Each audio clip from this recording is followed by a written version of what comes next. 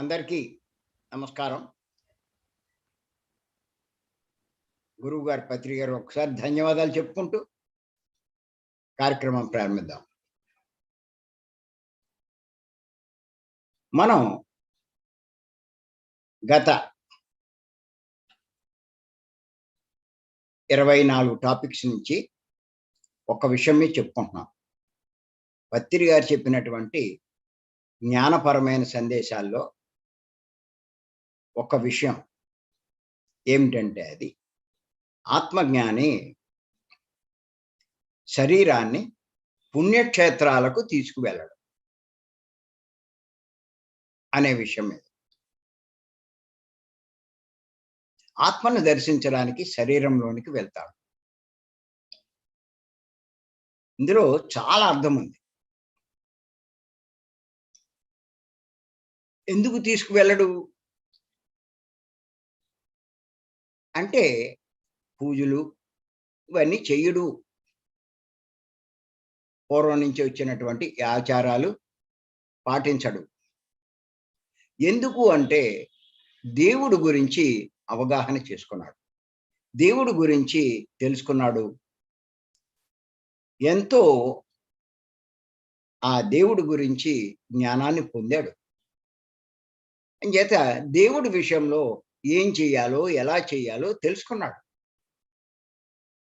విగ్రహం దేవుడు కాదు, ఆత్మే దేవుడు అన్నది తెలుసుకున్నాడు. గుడికి వెళ్తే విగ్రహాన్ని దర్శించినట్టు, తన శరీరంలోనికి వెళ్తే అసలైన సత్యమైన దైవాన్ని దర్శించినట్టు అన్నది అర్థం చేసుకున్నాడు. ఆ ఆత్మజ్ఞానికి ఈ రెండు బేరీ చేసుకున్నాడు.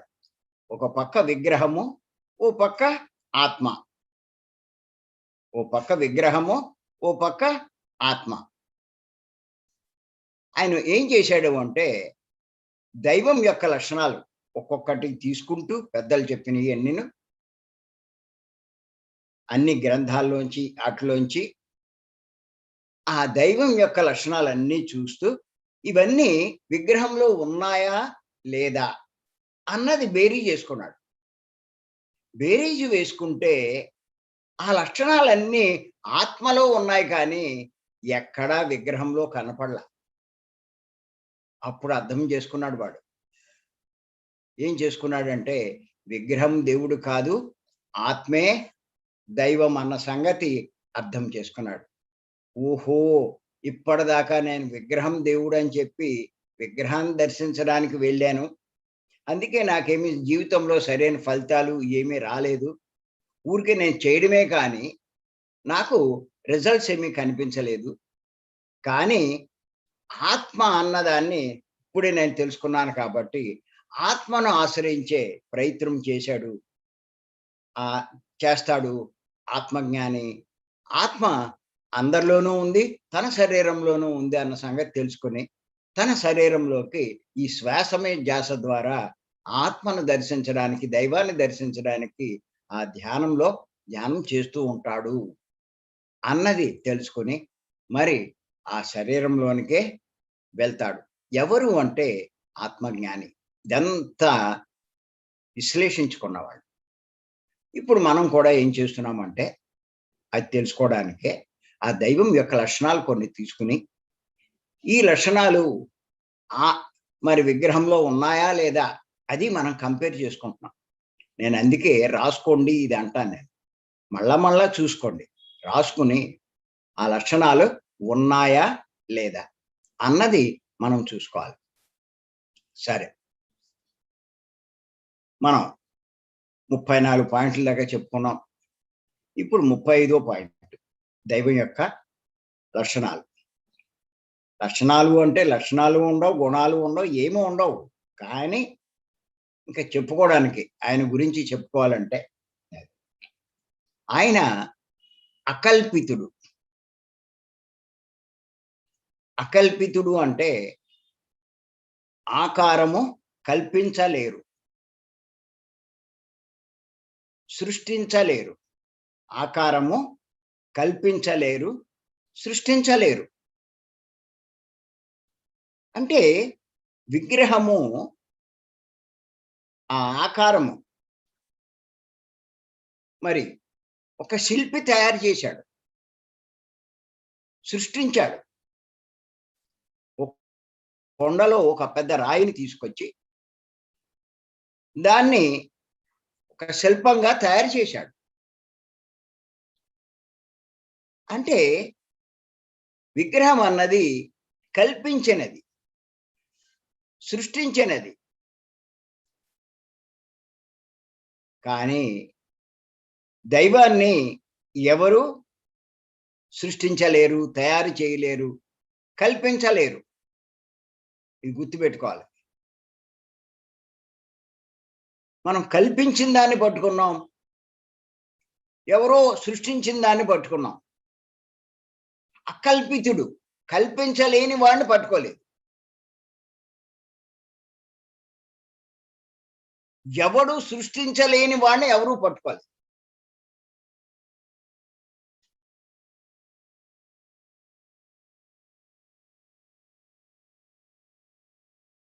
అంచేత మనము సృష్టించిన వాడు దేవుడు కాదు, మనల్ని సృష్టించిన వాడు దేవుడు అన్న విషయం ప్రతి ఒక్కళ్ళు గుర్తుపెట్టుకోవాలి.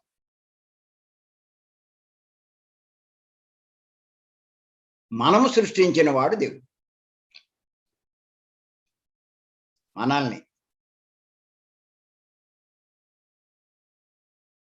మరి ఆయన ఎక్కడున్నాడు? అందరిలోనూ ఉన్నాడు,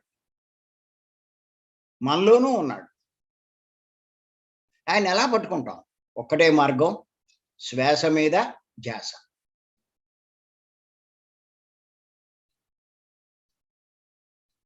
అది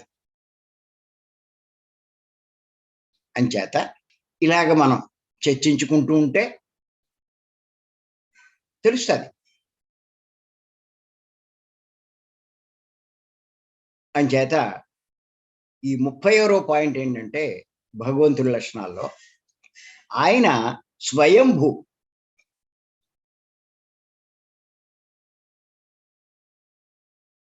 స్వయంభూ. ఇక్కడ మనకి కొన్ని గుళ్ళల్లో చెప్తూ ఉంటారు, ఈ గుళ్ళో ఉన్న విగ్రహం దేవుడు అని అంటారు అనుకోండి, వాళ్ళు ఈయన స్వయంభూ అంటూ ఉంటారు. చాలా మందికి అర్థం కాదు. స్వయంభూ అంటే అదేదో చాలా పవిత్రమైంది, చాలా ఇది అనుకుంటూ దానికి స్పెషల్గా వెళ్తూ ఉంటారు. స్వయంభూ అంటే గుర్తుపెట్టుకోండి, ఎవరి చేత సృష్టింపబడని వాడు.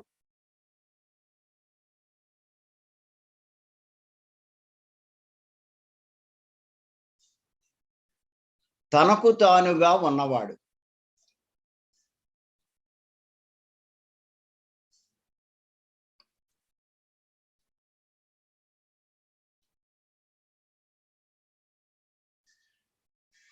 అంతేకాదు ప్రాణ ప్రతిష్ఠ కూడా చేయలేరు.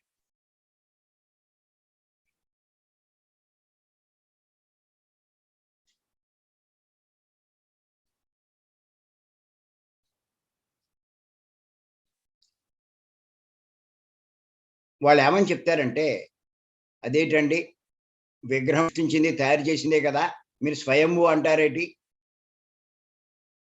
అంటే, అదేమి ఎవరు సృష్టించింది కాదు నాయన అని ఏదో ఆ పురాణాల్లోనే ఏదో కథ చెప్తారు, దానికి అదే అలా అయిపోయింది అంటూ ఉంటారు.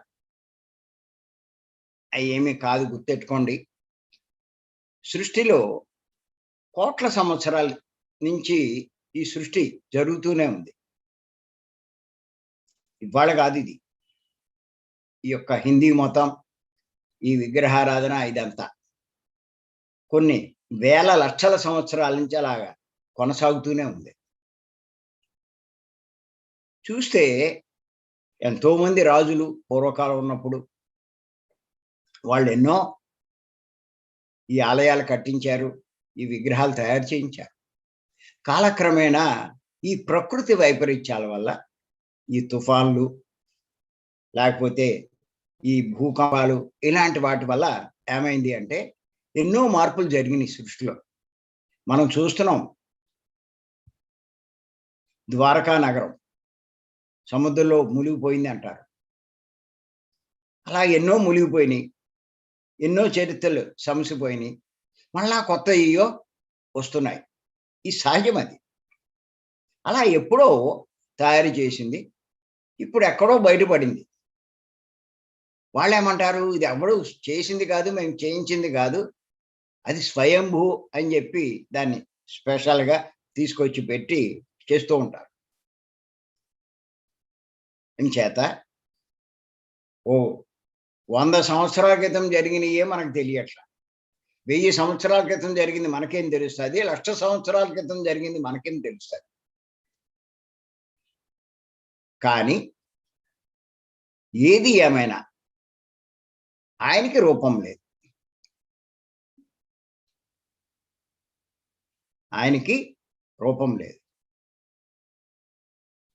ఆయన స్వయంభూ. ఎవరి చేత సృష్టింపబడినవాడు. ఎవడు సృష్టించలేరు. ఆయనకి పుట్టుక లేదు, చావు లేదు. ఆయన నుంచే ఈ సృష్టి అంతా ఉద్భవించింది. ఏదైతే మనం చూస్తున్నామో ఈ లోకాలు, ఈ ప్రపంచం ఇయన్నీ కూడా ఆయన నుంచి ఉద్భవించినవే.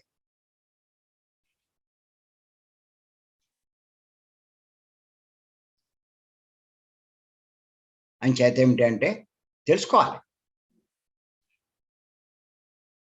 ఇక్కడ అందుకే నేను మొదటి నుంచి ప్రతి ఒక్కళ్ళకి చెప్పేదేంటి అంటే, బుద్ధి వికసింప చేసుకోండి. ఫస్ట్ ఎవ్వడైనా సరే చేయవలసిన పని. ఇంకేమీ లేదు. ఈ జ్ఞానంలోకి వచ్చిన వాళ్ళు ఫస్ట్ మీ బుద్ధి వికసింప చేసుకోండి. తీవ్ర ధ్యానం చేయండి.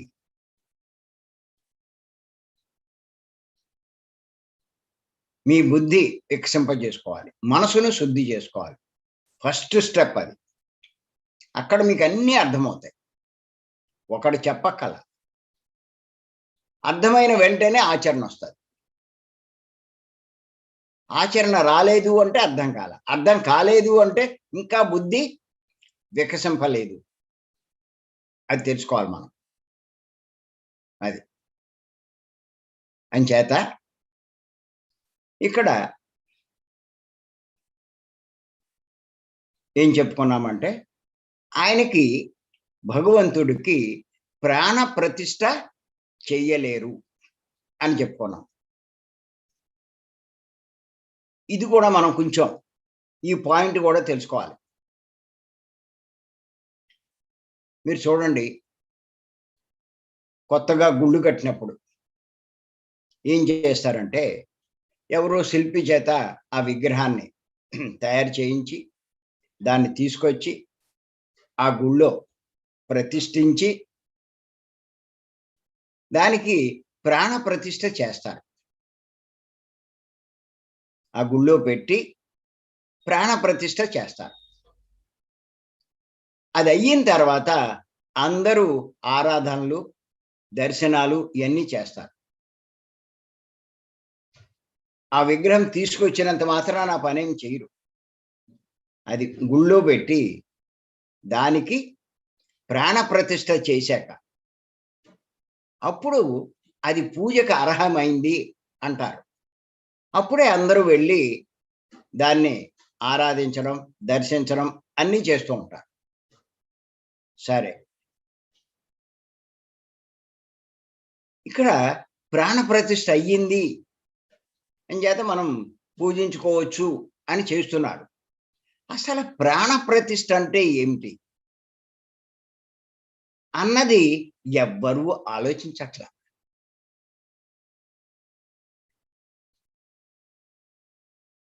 ముందు అది తెలుసుకోవాలి అసల. ప్రాణ ప్రతిష్ఠ అంటున్నారు. ప్రాణ ప్రతిష్ఠ అంటే ఏంటి? స్వయంభూ అనగానే ఎళ్లి ఎగబడ్డం కాదు. స్వయంభూ అంటే ఏటి? తెలుసుకోవాలి. ప్రాణ ప్రతిష్ఠ అంటే ఏమిటి? గుర్తుపెట్టుకోండి. ఆ విగ్రహంలో ప్రాణాన్ని ప్రతిష్ఠించడం. అంటే విగ్రహానికి ప్రాణం పోయడం.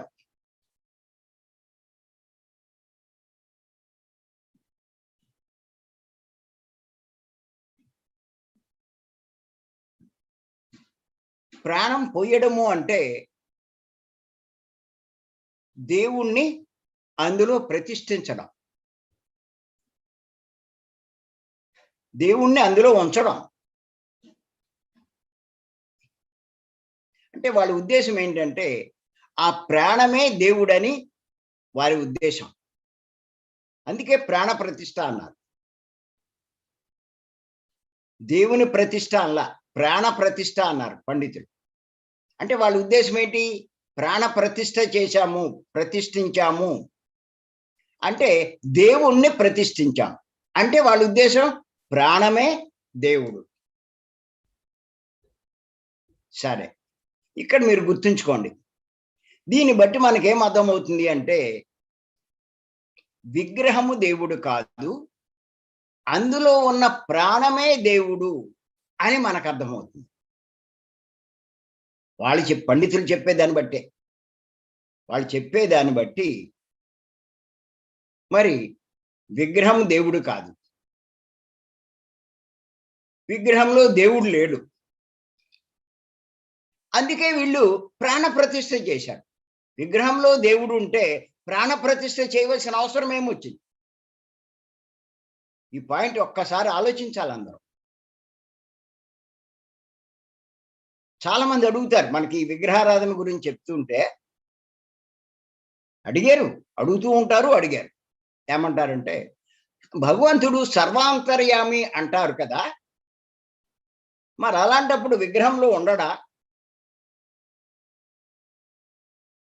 మరి విగ్రహంలో కూడా ఉన్నట్టే కదా, మరి అంచేత మేము విగ్రహాన్ని ఆరాధిస్తే ఆ దైవాన్ని మేము ఆరాధిస్తున్నట్టే కదా అని చెప్పి అడుగుతాడు, డౌట్ ఎక్స్ప్రెస్ చేస్తాడు. సరే, విగ్రహంలో ఉన్నాడు అనుకుందాం. ఉంటే మరి ఈ ప్రాణ ప్రతిష్ఠ చేయవలసిన అవసరం ఏమొచ్చింది? ఈ ప్రశ్న వేసుకోవాలి. వాళ్ళు ఇంత లోతు ఆలోచించరు.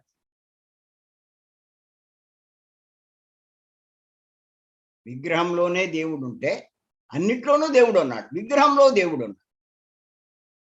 మరి ప్రాణ ప్రతిష్ఠ ఎందుకు చేశారు?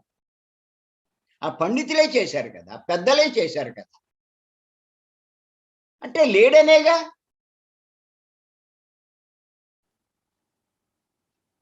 వాళ్ళు అంగీకరించినట్టేగా.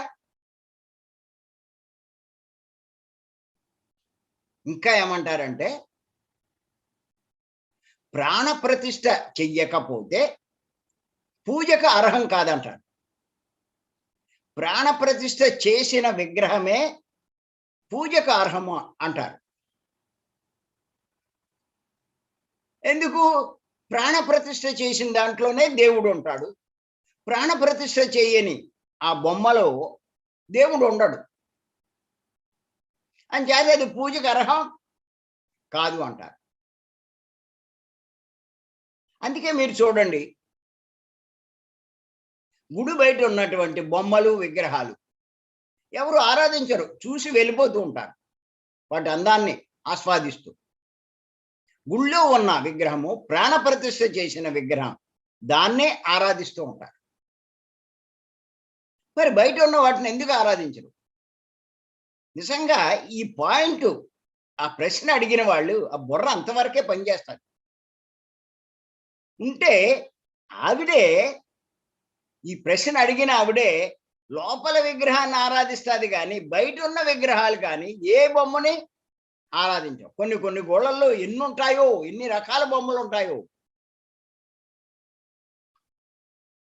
వాటిని ఎందుకు ఆరాధించరు? మరి అందులో ఉన్నాయి కదా. లో ఉన్నదాన్నే ఎందుకు పట్టుకుంటారు వీళ్ళు? అన్నిట్లోనూ ఉంటే మళ్ళీ ఆ పాయింట్ అడుగుతారు. సర్వాంతర్యామి అంటారు కదా. సరే, నీకు ఆ పాయింటే నువ్వు తీసుకుంటే అన్నిట్లోనూ ఉంది. మరి అన్నిటినీ ఎందుకు పవిత్రంగా చూడవు? అన్నిటినీ ఎందుకు ఆరాధించావు?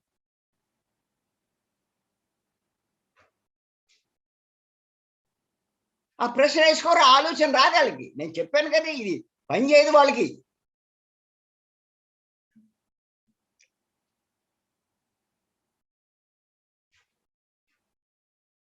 సరే, కొంచెం ఆలోచించండి, ఒప్పుకుందాం. ఆయన సర్వాంతర్యామి, విగ్రహంలో ఉన్నాడు అన్న మాట ఒప్పుకుందాం. కాదని ఎందుకు అనాలి? ఓ శిల్పి ఏం చేశాడు అంటే, ఒక రాయిని, పాలరాయో లేకపోతే ఇంకో రాయో తీసుకొచ్చాడు. 2 ముక్కలు చేశాడు. శిల్పి ఏదైనా చేస్తాడు. హిందువులు అడిగితే కృష్ణుడు విగ్రహం తయారు చేశాడు. క్రిస్టియన్లు అడిగితే జీసస్ విగ్రహం తయారు చేశాడు. అదే రాయ, ఒక భాగాన్ని కృష్ణుడు విగ్రహం, ఇంకో భాగంలో జీసస్ విగ్రహం.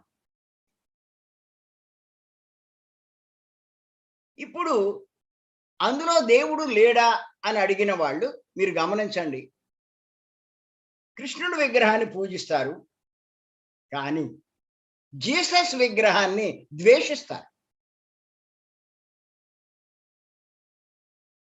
అసూయ పడతారు, ఇష్టపడరు. వీళ్ళే అన్నారు ఇక్కడ, అన్నిట్లోనూ ఉంటాడన్నారు,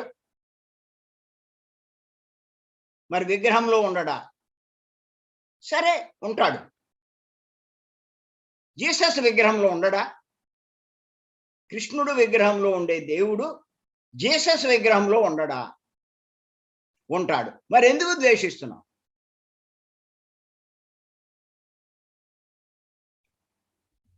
దానికి ఆన్సర్ లేదు, చెప్పరు, చెప్పలేరు. చెప్పలేరు. వాళ్ళకి ఎంతసేపు అంతవరకే, వాళ్ళు చేసేది కరెక్టు అని నిరూపించుకోవడానికే కానీ అంతకన్నా ఆలోచించరు. ఆలోచిస్తే తెలుస్తుంది. ఇక్కడ ఏం చేస్తారు? ప్రాణ ప్రతిష్ఠ చేసేవాళ్ళు విగ్రహం చేసినంత మాత్రాన దేవుడు ఉన్నట్టు కాదు, ప్రాణ ప్రతిష్ఠ చేస్తేనే దేవుడు ఉన్నట్టు, అదే పూజకు అర్హం అంటారు.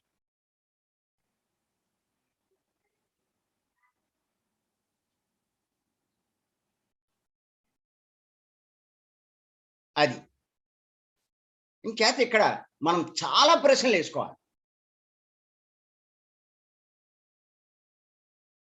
ఎందుకు అంటే, నేను కూడా వెంకటేశ్వర స్వామి మందిరం నిర్మించడం జరిగింది. తెనాలిలో మంచి శిల్పులు ఉన్నారు, ఎంక్వైరీ చేస్తే అక్కడ బాగా చేస్తారన్నారు. అక్కడ ఆర్డర్ ఇచ్చాను నేను. వాళ్ళు అలాగే ఏదో పెద్ద రాయి తీసుకొచ్చి దాన్ని అక్కడ చెక్కడం మొదలెట్టారు. వారం వారం వెళ్ళి చూసేవాడిని. చూస్తే వాళ్ళు ఏం చేసేవారు అంటే, ఆ రాయి మీద ఎక్కి చెక్కేవారు, చెక్కులు తీసేసేవారు. మొదట్లో నాకు అంత అనిపించేది కాదు. రాయి మీద ఎక్కి కూర్చుంటే కాళ్ళు పెడితే అంత ఏమీ అనిపించేది కాదు. మెల్లిమెల్లిగా ఒక నెల అయ్యేసరికి ఆకారం వచ్చేసింది. అక్కడ వెంకటేశ్వర స్వామి ఆకారం వచ్చేసింది. అప్పుడు కూడా వాళ్ళు ఎక్కుతున్నారు. ఊరిని తస్తదియ్యా, వెంకటేశ్వర స్వామిని ఎక్కి తొక్కుతున్నారేంటి వీళ్ళు అనుకున్నా.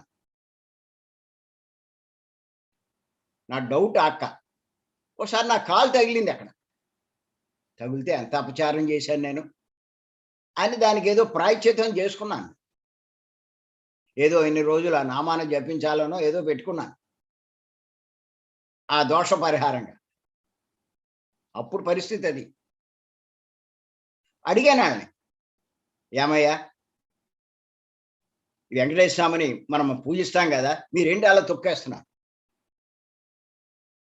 దానికి మళ్ళీ ఓ రీజన్ చెప్పారు వీళ్ళు, మనకి సంతృప్తి కలిగించే విధంగా.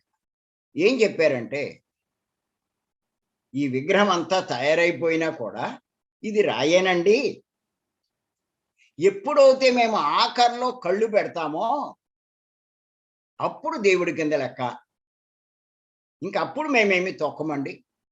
మొత్తం పూర్తి చేసుకుని ఇంక పని లేదు అనుకున్నప్పుడు అప్పుడు మేము కళ్ళు పెడతాము. ఆ కళ్ళు ఎప్పుడైతే పెట్టామో ఇంకప్పుడు దేవుడి కింద లెక్క వస్తాడు, ఇంకప్పుడు మేము తొక్కమండి అన్నాడు. ఓహో అనుకున్నా. కళ్ళు పెట్టేదాకా తొక్కాడు. నాకేమో తొక్కడం ఏంటి అని అనిపించేది. శిల్పి అలా చెప్పాడు. ఇక్కడికి వచ్చాక ఆ కళ్ళు పెట్టి దేవుడు అని ఆడన్నాడు కానీ, ఇక్కడికి వచ్చాక వీళ్ళు ఏమన్నారంటే, అబ్బే ఇది ప్రాణ ప్రతిష్ఠ చెయ్యాలి, ప్రాణ ప్రతిష్ఠ చేస్తేనే అందులో దేవుడు ఉన్నట్టు, లేకపోతే ఆ దేవుడు కాదు బొమ్మ అని చెప్పి అన్నారు. సరే అలా అయితే ప్రాణ ప్రతిష్ఠ చేయండి అని చెప్పి అన్నాం. అప్పుడు చేశారు వాళ్ళు. మరి ప్రాణ ప్రతిష్ఠ అంటే చాలామంది పండితులు వచ్చారు, ఎంతోమంది వచ్చారు. వచ్చి 3 రోజులు దానికి రకరకాల కార్యక్రమాలు చేసి, అన్ని రకాలు చేసి, మరి దాన్ని తీసుకెళ్ళి ఆ మందిరంలో ప్రతిష్ఠించి అన్ని పూర్తి చేసి ఏమన్నారంటే, ప్రాణ ప్రతిష్ఠ పూర్తయింది అన్నారు. ఇక మీరు ఈ రోజు నుంచి ఆరాధనలు చేసుకోవచ్చు, అన్నీ చేసుకోవచ్చు అని చెప్పి అన్నారు. అప్పటి నుంచి యథావిధిగా చేయడం మొదలెట్టాం. అక్కడేమో కళ్ళు పెట్టేదాకా దేవుడు కాదన్నాడు. ఇక్కడికి వచ్చాక ప్రాణ ప్రతిష్ఠ చేస్తే కానీ ఆ దేవుడు కాదన్నాడు. సరే, అప్పుడు నాకేమీ అనిపించలేదు. ఓహో అని చెప్పి ఊకొట్టి మన పని అలా చేసుకెళ్ళేవాళ్ళం. ఇప్పుడు ఈ మార్గంలోకి వచ్చాక, ఈ జ్ఞానం బాగా చేశాక, బుద్ధి వికసించాక, ఇప్పుడు దాని గురించి ఆలోచిస్తూ ఉంటే చాలా ప్రశ్నలు వస్తున్నాయి. చాలా ప్రశ్నలు వస్తున్నాయి. ఏమిటంటే, నాకొచ్చిన ప్రశ్నలు, మరి వీళ్ళు నిజంగా ప్రాణాన్ని ఒక విగ్రహంలో ప్రతిష్ఠించగలరా అంటే, చేశాం కదా అన్నారు. సరే చేశావు, ప్రాణాన్ని ప్రతిష్ఠించానన్నావు. నువ్వు ప్రతిష్ఠించావా లేదా అన్నది మనకు ఎలా తెలుస్తుంది? నువ్వేం చేశావు? మంత్రాలు చదివావు. మంత్రాలు చదివినంత మాత్రాన ప్రాణాన్ని అందులో ప్రతిష్ఠించినట్ట, ఉంచినట్ట అంటే దానికి ఆన్సర్ లేదు. ఉంచినట్టే అనుకోండి అంటాడు వాడు అంటారు. మరి ప్రాణాన్ని ప్రతిష్ఠిస్తే, పోస్తే ఏమవుతుంది? ఏం జరుగుతుంది? ఏం జరుగుతుంది అంటే గుర్తెట్టుకోండి. మీరు కనుక గమనించినట్లయితే, ప్రాణం పోయిన శరీరం కనుక మనం తీసుకున్నట్లయితే చలనం ఉండదు, శవం అయిపోతుంది, కదలదు, ఏ పని చేయలేదు. ఎందుకు అంటే ప్రాణం పోయింది అంటారు. ప్రాణం ఉంటేనే చలనం ఉంటుంది. సరే, ఇప్పుడు వీళ్ళు దాంట్లో విగ్రహంలో ప్రాణం పోసా అన్నారు. ప్రాణం పోస్తే విగ్రహంలో చలనం రావాలి కదా, కదలికలు రావాలి కదా, చూడాలి కదా, మాట్లాడాలి కదా, చేతులు కాళ్ళు కదలాలి కదా. అవి జరుగుతున్నాయా అంటే లేదు. అంతకుముందు ఎలా ఉందో ఇప్పుడు అలా ఉంది. వాళ్ళు అన్నారని మనం అనుకోవడమే కానీ, నిజంగా ఆలోచిస్తే అందులో ప్రాణం పోయబడిందా అంటే లేదన్నది ఖచ్చితంగా అర్థమవుతుంది.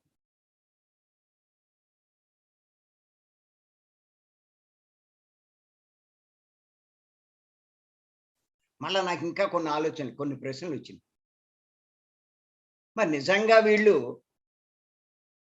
విగ్రహాల్లో ప్రాణం పోసామంటున్నారు ఈ పండితులంతా కలిసి. అంత శక్తి వీళ్ళకుంటే, వీళ్ళ చదివిన మంత్రాలకి అంత శక్తి ఉంటే, విగ్రహానికి ప్రాణం పోయడం ఎందుకు? వాళ్ళ ఇంట్లో ఎవరైనా చనిపోయిన వాడు ఏడుతూ కూర్చుంటారు చనిపోయిన వాడు ఎవడైనా ఉంటే. ఆ చనిపోయిన వాడికి ఈ మంత్రాలే చదివి వాడికి ప్రాణం పోయొచ్చు కదా. అప్పుడు వాడు మళ్ళా బతికి మామూలుగా తిరుగుతాడుగా. మరి ఎందుకు ఆ పని చేయరు? ఆ పాయింట్ జాగ్రత్తగా అర్థం చేసుకో. ప్రాణం పోయగల శక్తి వీళ్ళ మంత్రాలకు ఉన్నప్పుడు, వీళ్ళ దగ్గర ఉన్నప్పుడు, వాళ్ళ బయటోళ్ళు ఎవడు అక్కర్లేదు పోలే. వాళ్ళ కుటుంబంలోనే ఎవడైనా పోయినప్పుడు ప్రాణం పోయొచ్చుగా అయ్యే మంత్రాలు చదివి. మరి ఎందుకు చెయ్యరు? అందరిలాగే తీసుకెళ్లి దహనం చేసేస్తున్నారు. మరి ఆ శక్తి వాళ్ళకు ఉన్నప్పుడు ఈ పని ఎందుకు చెయ్యరు? నాకు అది పెద్ద డౌట్. అంటే వెంటనే అంటారు వాళ్ళు, అది మా వల్ల ఎక్కడ అవుతుందంట. మరి అక్కడ నీ వల్ల కానప్పుడు ఇక్కడ నీ వల్ల ఎలా అవుతుంది? మరి అలాంటి వారి మాటలు నమ్మి అక్కడ పోశారా లేదా మనకు తెలీదు. వాళ్ళ మాటలు నమ్మి మనం చేయడమే.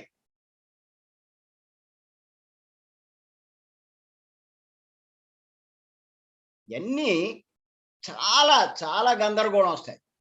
కారణం ఏంటంటే అసత్యాన్ని సత్యం ఎలా చేయగలరు? సత్యం సత్యమే, అసత్యం అసత్యమే. దైవం దైవమే, విగ్రహం విగ్రహమే. విగ్రహం దైవంగా ఎలా మారిపోతుంది?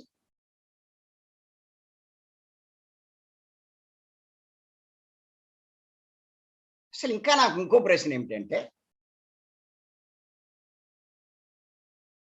ప్రాణం లేని దానికి ప్రాణం పోసి ఆరాధించడం ఎందుకండి?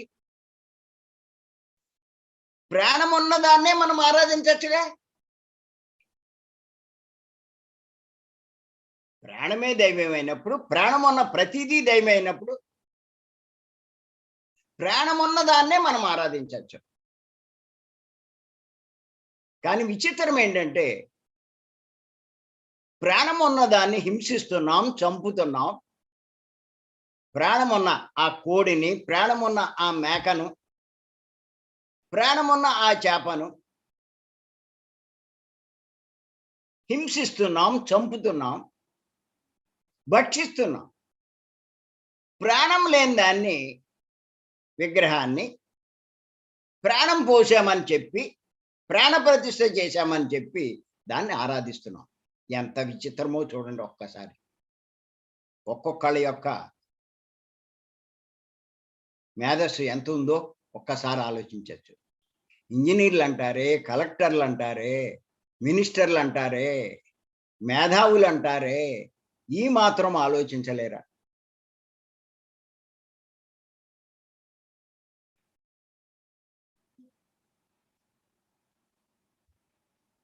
అంటే ఇది జ్ఞాన పరిధికే తెలుస్తుంది కానీ అజ్ఞానులకి అర్థం కాదు. తెలుసుకోగలిగిన వాడు జ్ఞాని.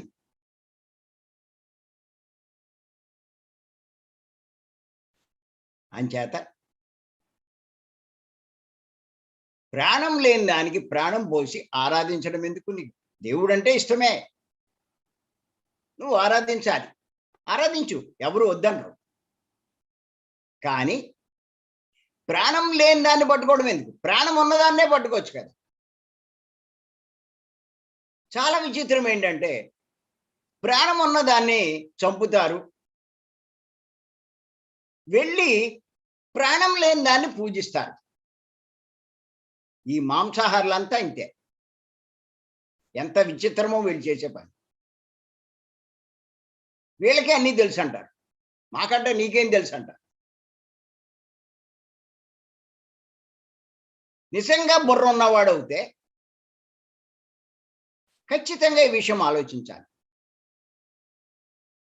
నువ్వు దేన్ని పూజించినా, దేన్ని ఆరాధించినా దైవాన్ని ఆరాధిస్తున్నట్టే లెక్క.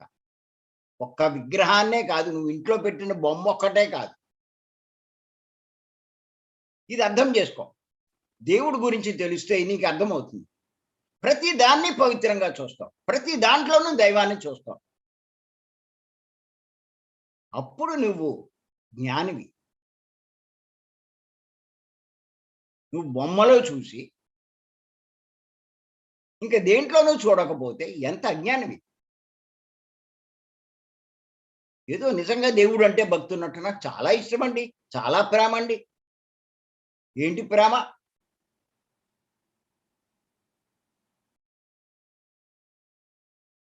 అందుకే పత్రి గారు ప్రతి జీవితో స్నేహం చేయమంటారు, ప్రతి ప్రాణితో స్నేహం చేయమంటారు, అన్నిటి మీద దయ చూపించమంటారు. భగవద్గీతలో చెప్పబడ్ల విద్యా వినయ సంపన్నే బ్రాహ్మణే గవిహస్తి సునిచైవ స్వపాకేచ పండిత సమదర్శన. విద్యా వినయాలు కలిగినటువంటి పాండిత్యుడైనటువంటి బ్రాహ్మణుడు, గవి అంటే గోవు, హస్తిని అంటే ఏనుగు, సుని అంటే సునకము, స్వపాకైచ అంటే చండాలుడు, మాంసం వండుకొని తినేవాడు. అందరినీ సమదృష్టితో చూడగలిగిన వాడే పండితుడు, అంటే జ్ఞానంలో పండినవాడు, జ్ఞాని, పరాకాష్ఠకు చేరినవాడు అని భగవద్గీతలో చెప్పబడింది. మరి అక్కడ అలా చెప్తే వీళ్ళు ఎలా ఆర్గ్యుమెంట్ చేస్తారంటే, విగ్రహంలో లేడా? ఆయన చెప్తున్నాడు అందరూ ఒకటే అని ఆయన చెప్తూ ఉంటే అందరు కూడా వదిలేశారు. విగ్రహం గురించే మాట్లాడతారు, తాము చేసే పని సమర్థించుకునే ప్రయత్నమే చేస్తారు. మేమేమి తప్పు చేయట్లేదు, మేము చేసేది కరెక్టు అని దానికి వారి ఆర్గ్యుమెంట్స్తో అంగీకరింప చేసుకోవడానికి ప్రయత్నం ఇదంతా. మేము చేసేది ఏమీ తప్పు కాదు, మేము చేసేది కరెక్టే అని అనిపించుకోవడానికి చేసే పని. కానీ భగవద్గీత బాగా అధ్యయనం చేస్తే ఖచ్చితంగా మనకు అర్థమవుతుంది. ప్రతి దాంట్లో ప్రాణం ఉంది. ప్రాణం ఉన్నది దైవమైనప్పుడు ఏ ప్రాణి దైవం కాదు. ప్రతి దాన్ని పవిత్రంగా చూడాలి. వాటిని ఆహారంగా చూసేవాడు ఎంత అజ్ఞాని, ఎంత మూర్ఖుడు.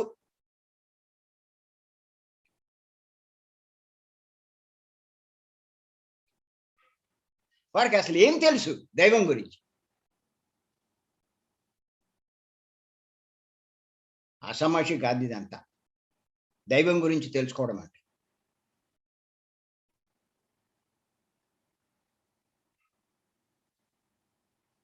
మాంసం మానేయమంటే చాలా మంది మానేస్తారు. లేకపోతే ఏదో మనకి రోగాలు తగ్గో, లేకపోతే ఇదేవో ఇవనే ఉద్దేశంలో.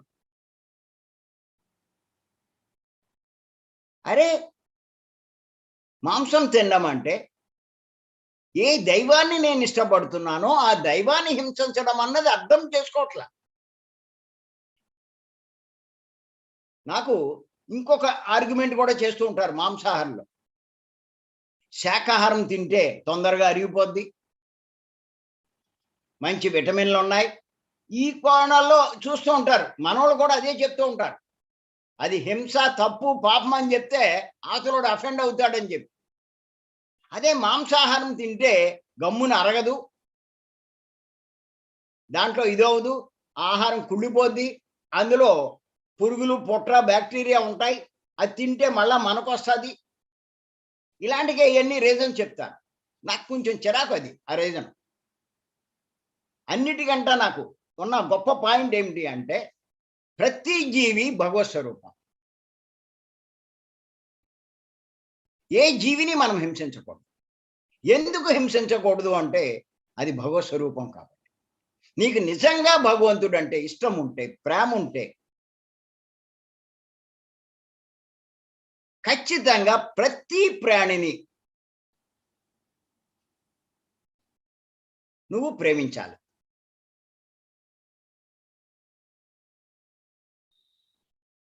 నువ్వు విగ్రహానికి లీటర్ల పాలు తీసుకెళ్ళి అభిషేకం చేస్తావే. ఆ బయట అడుక్కునే వాళ్ళంతా దైవ స్వరూపులే. వాళ్ళు ఏదైనా పెట్టండి అమ్మా, ఏదైనా ఇయ్యండి అని అంటే వాళ్ళకి ఎవరే, అది అలా డ్రైన్లోకి వెళ్ళిపోతుందే.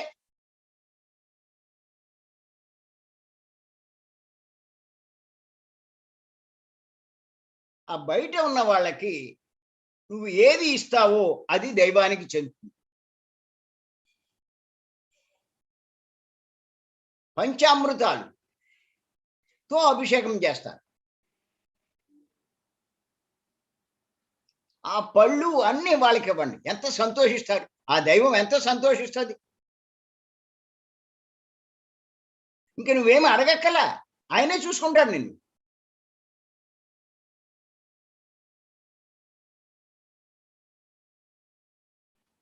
అంచేత గుర్తుపెట్టుకోండి, భగవంతుడి యొక్క అంటే విగ్రహానికి ఎవ్వరూ ప్రాణ ప్రతిష్ఠ చేయలేరు. భగవంతుడు ఆయన స్వయం సిద్ధుడు, ఒకళ్ళు ఏమి చేయలేరు.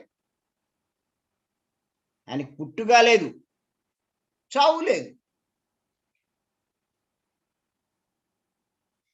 అది ఆయన లక్షణం. ఆయన నువ్వు చేసేది, నువ్వు ప్రాణం పోసేది.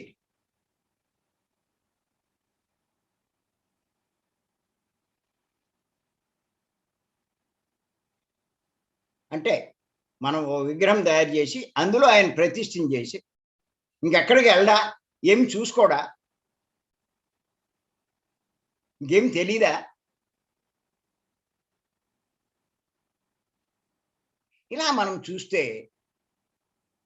అసత్యం విషయంలో ఎన్నో సందేహాలు కలుగుతాయి, ఆన్సర్లు దొరకవు.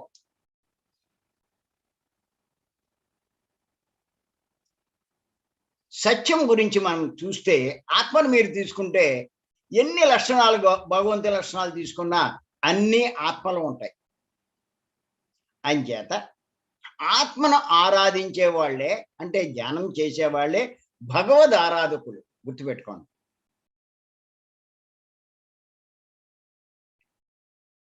ఆత్మ మీద దృష్టి ఉంచిన వాళ్ళే నిజమైన భక్తులు.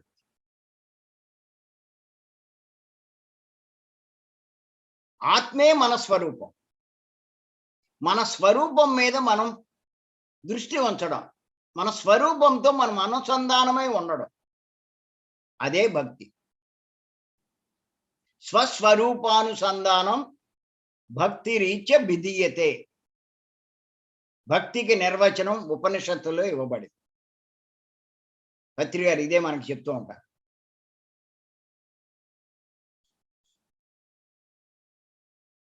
భక్తి అంటే పూలేయడము, పత్రాలు వేయడము, పసుపు వేయడం, కుంకుమ వేయడం కాదు. దాని భక్తి అంటారు. నీ స్వరూపంతో నువ్వు అనుసంధానమై ఉండు. ఏమిటి నీ స్వరూపం? ఆత్మే నీ స్వరూపం. ఎక్కడుంది? నీలోనే ఉంది. అంటే నీలోకి నువ్వు వెళ్తే, నువ్వు ఆత్మ మీద మనసు, అక్కడ మనసు ఆలోచన లేకుండా ఉంటే అప్పుడు నువ్వు ఆత్మతో అనుసంధానమై ఉన్నట్టు. అది భక్తి. నిజమైన భక్తుడు ఎవడు అంటే గంటలు గంటలు ధ్యాన స్థితిలో ఉన్నవాడే నిజమైన భక్తుడు. గంటలు గంటలు పూజలు చేసిన వాడు కాదు. ఇది బాగా గుర్తెట్టుకోవాలి, ఆషామాషి కాదు. అంచేత భగవంతుని యొక్క ప్రాణ ప్రతిష్ఠ అన్నది ఎవ్వరూ చేయలేము. గుర్తుపెట్టుకోండి, ఆషామాషి కాదు. ఒక్కొక్క విషయం మీద ఎంత లోతుకి మనం వివరించుకోగలిగితే అన్ని విషయాలు మనకు తెలుస్తాయి. భగవంతుడి గురించి బాగా అర్థమవుతుంది, ఏం చేయాలో తెలుస్తాయి.